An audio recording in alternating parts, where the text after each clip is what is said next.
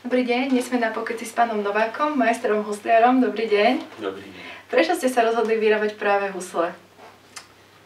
Veľmi ťažká otázka. Ja som strojný inžinier. Učil som na priemyslovke 16 rokov a po revolúcii som sa rozhodol, že zmením nejak svoj spôsob života, zarábania peňazí a začal som podnikať. Najprv som všetky hudobné nástroje opravoval, spravil som s priateľom, potom aj so synom opravu asi vyše stovky orgánov v kostoloch.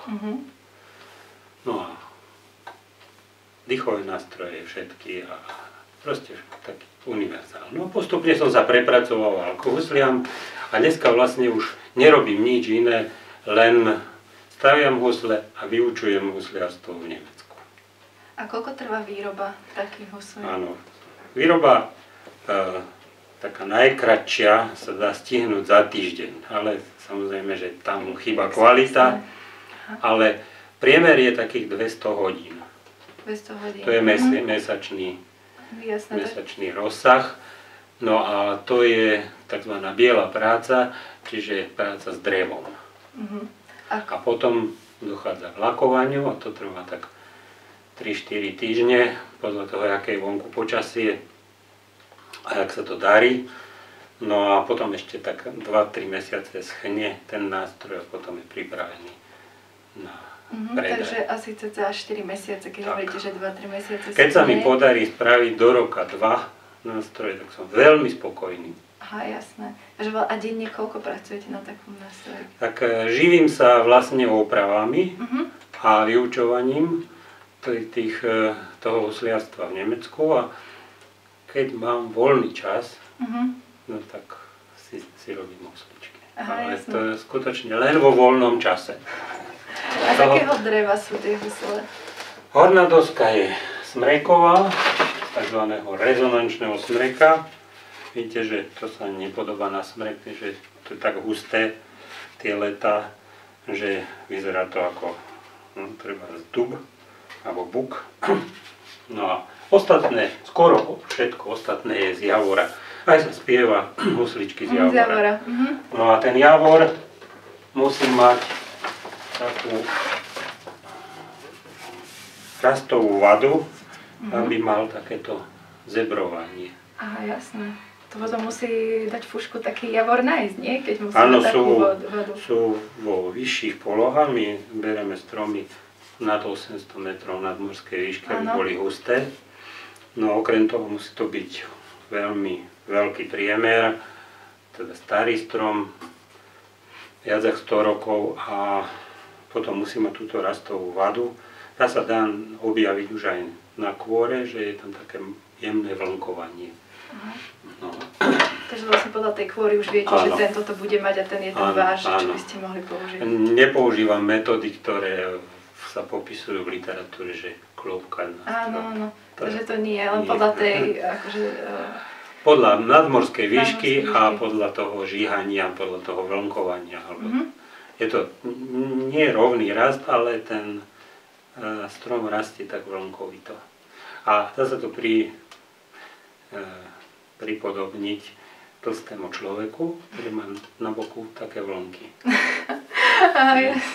Lebo tá koruna ho tlačí strašne, veľmi veľkou váhou a on ten strom vlastne nestačí ten kmeň tlačiť rovno a podľahne tomu tlaku a vytvoria sa také vlnky. A robia sa aj z iného dreva husle, či len z takého vlnkovatého?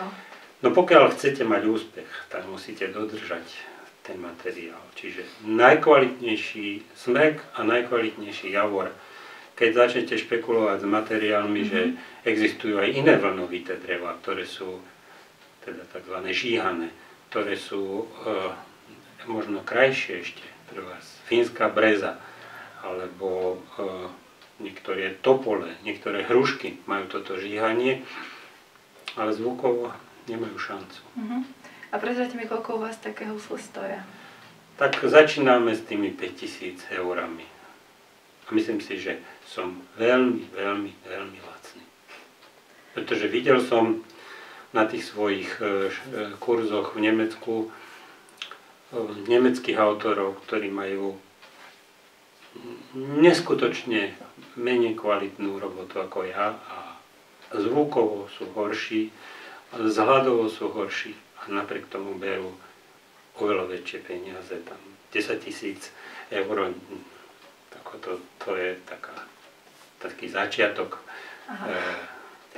takého skutočne málo kvalitného nástroja. No a tie najlepšie nástroje sú okolo 20, 30, 50 tisíc. No, takže. A podľa čoho napríklad taký laik alebo teda človek, ktorý treba sa v tom nevyzná, vidí tú kvalitu? Teda okrem toho, že vy sa si na to pozriete a vidíte to teda. Sú kritériá hodnotenia huslí. Prvé kritérium najdôležitejšie je dobrý model. To sú vybrané modely od veľkých majstrov Stradivariho a Guarneriho. Taký uznávanejší model, možno to ani nie je jeho nástroj, je Messiaš od Stradivariho a Il Canone, akože kanon od Guarneriho. No a tieto modely sú také najuznávanejšie a potom od nich aj iné modely sú uznané. To je ako prvé kritérium. Potom je druhé kritérium vzhľad toho nástroja, vypracovanie. Až na 3. mieste je zvuk. Mnohí hudobníci hovoria, že nám nezáleží na vzhľade, nám nezáleží na modeli, len by to malo zvuk. Nie je to pravda, pretože ten hudobník si kúpi nejaký škaredý nástroj a príde s ním do orchestra a všetci ho vysmejú. A on to psychicky nevydrží a predá ho. Predá ho lacnejšie, ako ho kúpil. To sú také príbehy zo života. No. A čo si myslíte napríklad o tých takých známych umelcov, napríklad tak Vanessa May, tam má tie husle, tie sklenené, alebo aké? Tak dnes tá elektronika je na postupe a chcú mať tí hudobníci aj túto možnosť. Husly neposkytujú takúto možnosť, aby sa ten zvuk upravoval priamo v husliach, priamo syntezátorom. Takže sa používajú také husle, ktoré rozmerovo sú ako klasické husle, ale tvarovo nie sú také. A od koho ste sa vy toto naučili? Tak ja som chodil do školy, tu vidíte výučný list. Môj majster bol Jozef Dvořák z Ľubov. No a tam som ukončil za 2 roky školu, pretože som mal tie ostatné predmety hotové ako strojný inžinier. Takže som robil len ozaj tie, čo súviseli s výrobou huslí odborné. Takže za 2 roky som to skončil, no a tam som sa to teda naučil. A ste posunuli niekomu to remeslo ďalej? Bohužiaľ, že vzhľadom na to, že strašne veľa viem, v niektorých oblastiach nechcem sa chváliť, ale som pravdepodobne svetová špička. Hlavne čo sa týka ladenia dosák, ale nemám nástupcu zatiaľ. Môj syn sa venuje IT, je výtvarník, upravuje obrazy a fotografuje, no a vyrába teda príručky, knihy, všetko, čo k tomu treba. Ale hoci je veľmi šikovný a vedel im túto profesiu perfektne zastať a vedel by ju posunúť možno aj ďalej, ale nevenuje sa. Mám 2 vnúkov, možno jeden z nich príde na to, že toto je perspektívne. Myslíte si, že náš crowdfundingový portál Idea Starter má potenciál na Slovensku? Neodvážim sa to hodnotiť, ale podľa môjho názoru určite. Ďakujem. Dúfam, že nám to vyjde. A myšlienka je určite dobrá. Ďakujeme za rozhovor, pán Novák.